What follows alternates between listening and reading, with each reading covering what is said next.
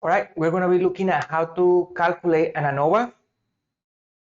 So the idea of the ANOVA is actually pretty straightforward. The idea is to compare different groups of data, and the way to do it is basically looking at what is called the difference between, looking at the variance between groups, basically how different is one group to the other one, to the variance within groups, right? And again, basically is all what it is just to calculate the ratio of the variance between groups to the variance within groups, and that's what is called the F statistics statistic, after a feature that introduced that back in the 1920s. The idea of this again is that if the variance between groups divided by the variance within groups is smaller than 1, what that tells you then is that the groups are so close to each other that the variance of one group is not any difference than the difference between the groups. As a result, you can already speculate that there are not going to be significant differences there. If in the opposite, the F statistics tells you that that ratio of between two within variance is larger than 1, there might be significant differences there, because again, now what it's telling you is that the groups are farther apart than the variance within every group, and in that case, you will have to run compare the value that you obtain to the table. Let's just do an example just to see how this thing is done.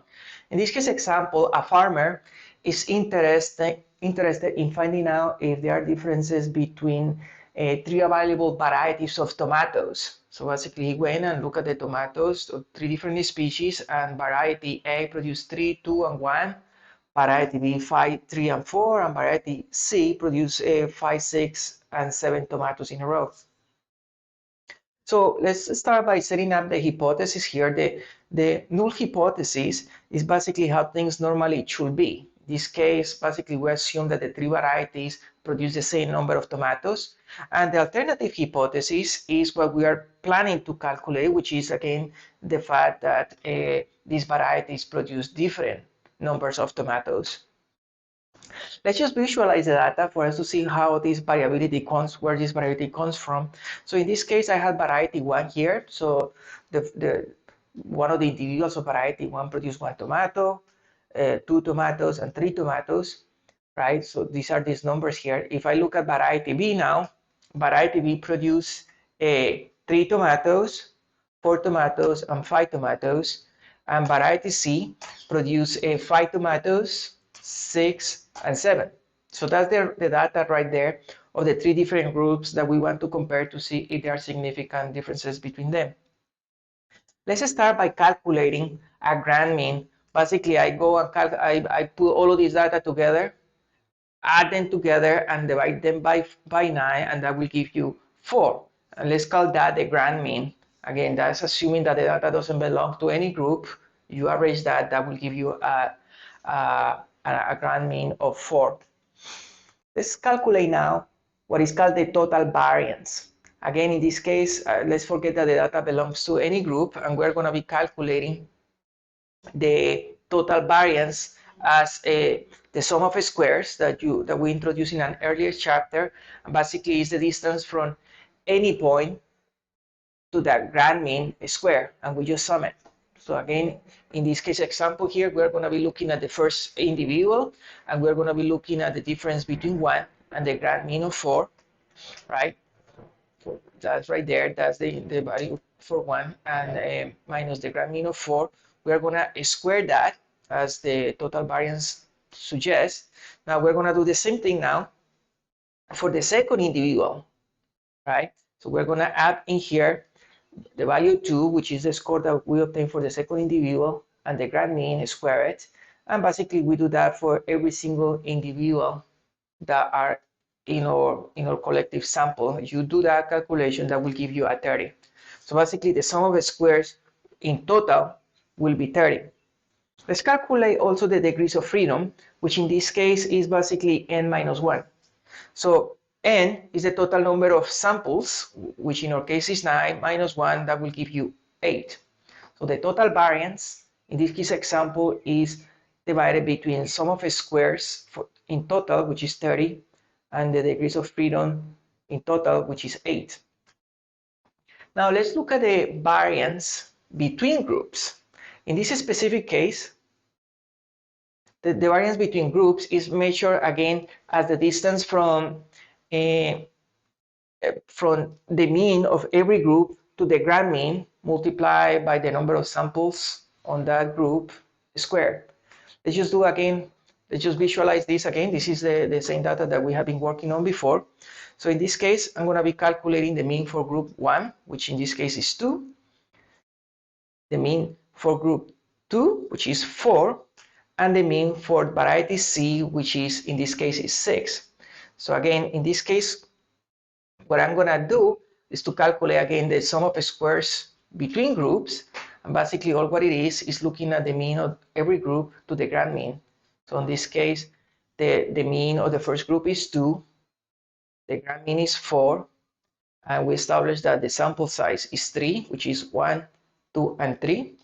And basically, we do that for every other group that we had. If you do that calculation, the sum of squares between groups is 24. You can also calculate the degrees of freedom. In this case, the degrees of freedom is the number of groups minus 1, right? If you look at the sum of squares, you only are looking at really just 3 groups that you are getting data from. So in that case, K, in our case, is 3 minus 1, and the total value is 2.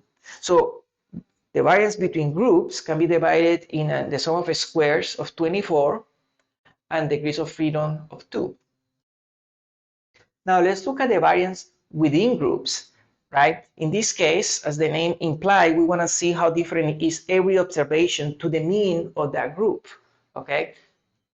And again, if we look at the same data that we have been looking before, what we are talking about here is to look at every observation and how different it is for the mean of that group. Again, that's what is called within group variance, because it's looking at how every individual, how different it is from the mean of that group. And it's again a pretty straightforward calculation. Let's look at the first case example here. So to calculate the sum of squares within groups, we take the first value of 1, right? And then we subtract the mean of that group and we square it. And basically we do that for every single group. And the sum of squares within will give you 6. We can also calculate the degrees of freedom within. In this case, the degrees of freedom within is calculated as n minus k, right? And in this case, the sample size is 9, and the k, which is the number of groups, is 3. So the degrees of freedom within is 6. Let's put all of this data together. So here I created a table, and you can see the sum of squares and the degrees of freedom. This is within groups and between groups. So we established again that they were 6, 6, 24, and 2. And this is the total variance that we look at initially. The reason why I was interested in showing these calculations, despite the fact that you don't look at the total variance, is to demonstrate how the variance, the total variance, is exactly the same as the variance within plus between. So here 24 plus 6 is equal 30, and the same thing goes for the degrees of freedom. 6 plus 2 equal 8. Again, that just to make the case that the total variance in all of your samples can be divided in between the group variance and the within group variance.